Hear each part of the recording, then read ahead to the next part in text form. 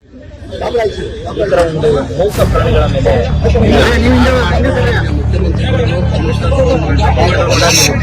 ನಾವು ಮುಖ್ಯಮಂತ್ರಿಗಳು ಸಾಮೂಹಿಕ ಮದುವೆಗಳು ಇತ್ತು ಎಲ್ಲರಿಗೂ ಅಲ್ಲಿಂದಾನೇ ಮನೆ ಮುಖ್ಯಮಂತ್ರಿಗಳು ಮನೆ ಕಮಿಷನರ್ ಅವರಿಗೆ ಫೋನ್ ಮಾಡಿ ಡೈರೆಕ್ಷನ್ ಕೊಟ್ಟಿದ್ದಾರೆ.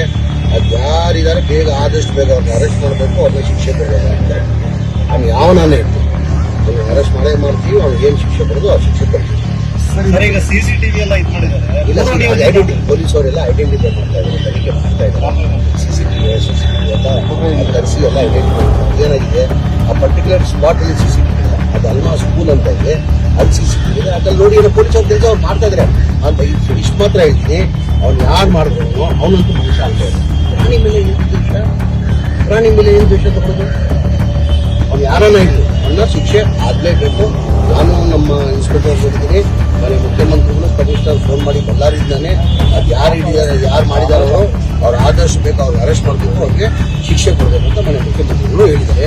ಈಗ ಅಮುದ ಅಂತ ಇವ್ರ ಅಣ್ಣ ಅವರೇ ಹಸು ನೋಡಬೇಕು, ಕರ್ಣ ಅಂತ ಅಮುದ ಅವ್ರ ಅಣ್ಣ ಕರ್ಣ ಅಂತ ಅವರೇ ಪಾಪ ಹಸು ನೋಡೋದೇ ಪಾಪ ಜೂನ್ ಆಯ್ತು. ಈಗ ಯಾರೋ ಹೇಳ್ತಾ ಇದ್ರು ಪಾಪ ಈ ಹಸು ಹಾಲು ಕೊಡೋಕ್ಕೆ ಸಾಧ್ಯ ಆಗಲ್ಲ ಅಂತ ಹೇಳಿದ್ರೆ ಆ ಹಾಲು ಕೊಡೋದು ಪಾರ್ಟ್ಸನ್ನ ಕಟ್ ಮಾಡಿದ್ದಾರೆ ಅಂತ ಹೇಳ್ಬಿಟ್ಟು ಆ ಹಾಲು ಕೊಡೋಕ್ಕೆ ಸಾಧ್ಯ ಆಗಲ್ಲ ಅಂತ ಹೇಳ್ತಾರೆ.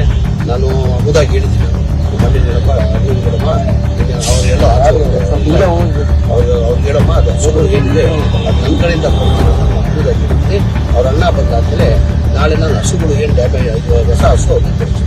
ಸರ್ ಎಲ್ಲೋ ಒಂದ್ ಕಡೆ ಬರೀ ಮೂಕ ಪ್ರಾಣಿಗಳಷ್ಟೇ ಅಲ್ಲ, ಮಹಿಳೆಯರು ಕೂಡ ಅಲ್ಲಿ ಸುರಕ್ಷತೆ ಇಲ್ಲ ಅಂತ ಹೇಳಿ ಮನುಷ್ಯರು ಮಾಡೋದು ಅದು ತಪ್ಪೆ.